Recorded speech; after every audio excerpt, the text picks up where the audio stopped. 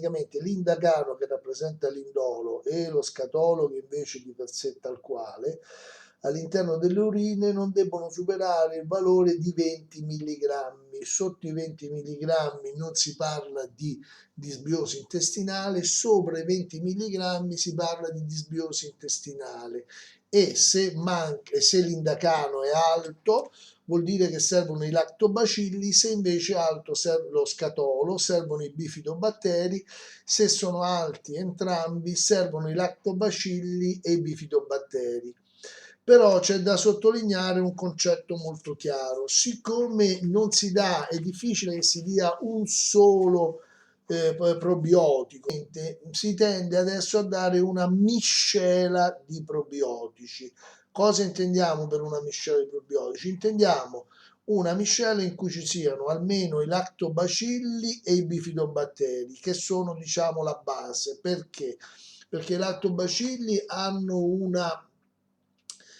un comportamento, quindi vivono, diciamo, ecco, non un comportamento, vivono sia in ambiente anaerobico sia in ambiente parzialmente aerobico, perché nell'intestino la quantità di ossigeno va via decrescendo dallo stomaco, dove c'è ancora aria, c'è ossigeno giù fino praticamente a quello che è l'ultimo tratto dell'intestino, che è il colon, fino al retto, insomma.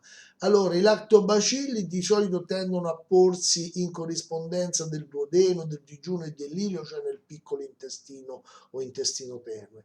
Invece i bifidobatteri, che sono anaerobi obbligati, si vanno a popolare, praticamente a colonizzare nel grosso intestino, dove colonizzano anche di solito i lieviti come la candida, che devono là rimanere e non andare oltre. Infatti dire che io trovo la candida nell'intestino è come dire ho trovato degli italiani in Italia. Il problema è che la candida diventa pericolosa quando essa praticamente va a colonizzare, migra all'interno del cavo orale, vaginale oppure a livello della pelle. Perché è importante? Non tanto per il fatto che sta lì e dà infezione, ma per il fatto che arriva lì vuol dire che c'è una sovrappopolazione di quelle forme diciamo fungine, tant'è vero che se uno ha un rapporto diciamo con una persona affetta da candida rischia di prendersela, però non vuol dire che ci abbia la candida intestinale.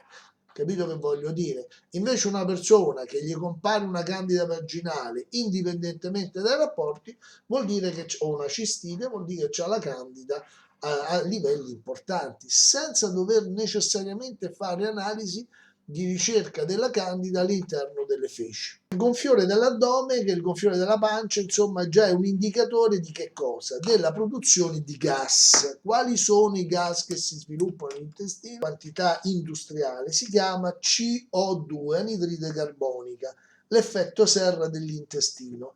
La CO2 che noi produciamo arriva da una fermentazione in particolar modo, che è la fermentazione alcolica, che invece i lactobacilli e i bifidobatteri non lo danno perché danno una fermentazione acida, infatti si chiamano fermenti alattici perché producono acido lattico. La fermentazione acida non produce anidride carbonica, ma produce direttamente da una molecola di zucchero, di glucosio o fruttosio, ad opera dell'isomerasi, nel caso del fruttosio, del glucosio, produce due molecole di acido lattico senza anidride carbonica. Invece la fermentazione alcolica produce due molecole di alcol etilico, che è una molecola un po' più corta, e sviluppa e libera due atomi di carbonio che si vanno a legare con l'ossigeno formando anidride carbonica. Quindi abbiamo la CO2. Quindi concettualmente dove sta il discorso? Questo discorso sta semplicemente nel fatto che se io ho una fermentazione alcolica e quindi una flora non omofermentante, lattacida, bifidobatteri e lattobacilli, ma ha una fermentazione praticamente alcolica, io produco alcol e CO2. L'alcol è tossico, lo sappiamo, insomma è inutile stare a discutere, e la CO2 è tossica, che il fornaio la usa per far gonfiare il pane. A noi l'alcol poi evapora quando lo cuoce il pane. quella CO2 dentro la nostra pancia, perché quel pane non era sufficientemente fermentato e la fermentazione non era una fermentazione fatta con batteri lievito madre, quindi con batteri acido-lattici omofermentanti, ma fatto con il Saccharomyces cerevisiae, che è un fungo, che è lo stesso del vino, mi produce anidride carbonica e alcol. L'alcol per fortuna evapora, l'anidride carbonica gonfia il pane, perché dentro c'è il glutine che lo tiene bello legato e non lo spacca. Il problema qual è? Che quando io cuocio il pane, l'alcol va via tutto quanto perché arriva a 50-60 gradi all'interno della mollica e fuori c'è la reazione di Maillard e si fa la crosta, come quando lo zucchero si fa cuocere dentro la pentola, che si attacca alla pentola. Il problema è che i 50-60 gradi non ammazzano i lieviti che sono all'interno e continuano a fermentare nella pancia e continua il processo di alcol e anidride carbonica, intossicando il mio organismo. E se dopo dentro l'organismo trovano praticamente anche una flora diciamo eterofermentante, soprattutto trovano la candida, producono tanta CO2 e tanto alcol, e questo è uno degli effetti tossici della candida, al di là della produzione delle aflatossine. Le aflatossine sono il veleno dei funghi, quindi la candida è preoccupante perché produce le aflatossine, che è veleno vero e proprio, e ovviamente per fortuna non così tossico da non farci morire, ma è un veleno. Come gli antibiotici sono un veleno prodotto dai funghi che poi uccidono i batteri, e quindi noi lo usiamo per combattere i batteri. Ma sempre di veleno si tratta. E alla stessa maniera le statine, che bloccano il fegato, e quindi il colesterolo prodotto nel fegato non finisce nel sangue, però intossica il fegato. E la CO2 è l'anidride carbonica, che mi fa gonfiare. Un'altra parte di anidride carbonica ci arriva dalla flora che lei è andata a calcolare praticamente dentro, perché la disbiosi non significa che lei ha un batterio o un fungo pericoloso. La disbiosi vuol dire che è alterata la flora batterica intestinale. Allora lei mi fa la domanda, dice, ma perché vado a misurare l'indolo e lo scatolo? L'indolo e lo scatolo, chi è che li produce? Li produce la flora non fermentativa, ma la flora putrefattiva, quelli che danno origine alla decarbossilazione ossidativa, non più degli zuccheri, ma delle componenti proteiche. Cioè praticamente quelli che fanno putrefare, fanno mandare in putrefazione anche i cadaveri. Dentro la nostra pancia è come se ci fosse un processo di putrefazione. Allora uno dice, mamma mia, sì, c'è un problema. Ok, qual è il problema, i 20 milligrammi che parlavamo? Perché la nostra flora batterica intestinale, per avere un buon equilibrio e quindi un'eubiosi e non una disbiosi, dovrebbe essere per l'80% una flora fermentativa. Però ovviamente quella flora fermentativa deve essere quella omofermentante, che è praticamente lattacida e bifidobatti, non la flora praticamente fermentativa della candida. Chiaro? Ok, che produce l'alcol. Che l'alcol non dà fastidio alla flora putrefattiva, anzi la favorisce, in quanto in parte la flora putrefattiva è anche fermentativa alcolica, mentre l'acido lattico gli darebbe fastidio. Quindi avere una buona flora omofermentante controlla la flora putrefattiva. Mi sta seguendo? Per cui io dovrei avere 80% di flora lattacida e un 20% di flora putrefattiva, e siamo in equilibrio, nel senso che la nostra cacca dovrebbe puzzare ma non troppo. Allora quella flora putrefattiva che produce anidride carbonica dalla decarbossilazione, lo dice il nome stesso, ossidativa, che in volgaris linguaggio significa putrefazione, la decarbossilazione si trasforma gli aminoacidi, liberando l'anidride carbonica, quindi il gruppo in amine, gruppo aminico degli aminoacidi, biogene, cioè leptomanie o amine biogene sono l'indolo, lo scatolo, la putrescina e la cadaverina.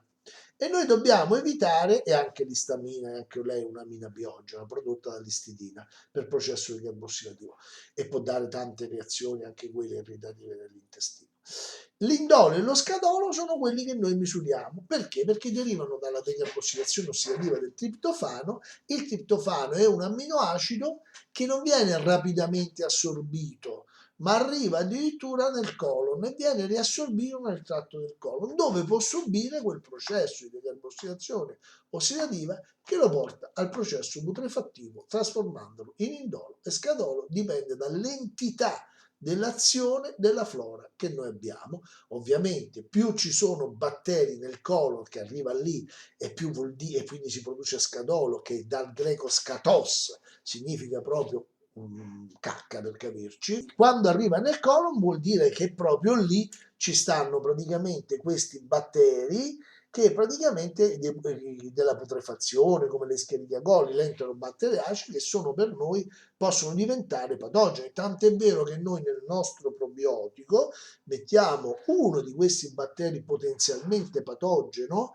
che è praticamente l'Enterococcus faecium, che praticamente come il fecalis, diciamo, sono batteri molto potenti, possiamo avere una forza equivalente. Quindi questo è il concetto di base. Allora, quello che noi va a avvenire nel nostro intestino è che noi dobbiamo conoscere cosa significa avere un intestino ben funzionante e poi, quando abbiamo messo in campo tutta la situazione per far funzionare bene l'intestino, allora se non riusciamo a raggiungere i risultati dobbiamo andare a cercare se siamo disbiotici o meno, cercare l'indolo, lo scatolo, o meglio l'indolo sotto forma di indacano, perché nelle urine l'indolo prodotto nell'intestino diventa, una volta che arriva nell'intestino perché viene modificato dal fegato, in indacano e come tal quale viene liberato nelle urine, perché il colore giallo delle urine, se lo ricordi sempre, è dato dall'urobilina, che non è altro che la figlia della stercobilina, quindi è quel po' di cacca che viene riassorbita nel circolo enteroepatico, passa per il fegato e viene veicolata nelle urine. Quindi quando lei fa l'urina bianca vuol dire che c'è poca cacca dentro,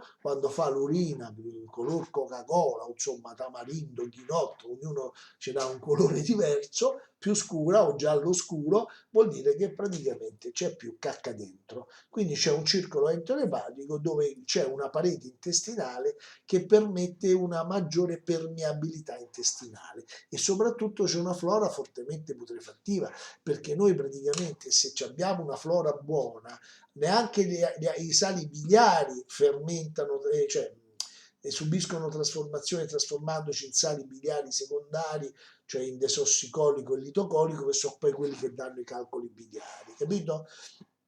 Quindi avere una flora batterica intestinale valida ed efficiente diventa importante per preservare uno stato di salute generale al top.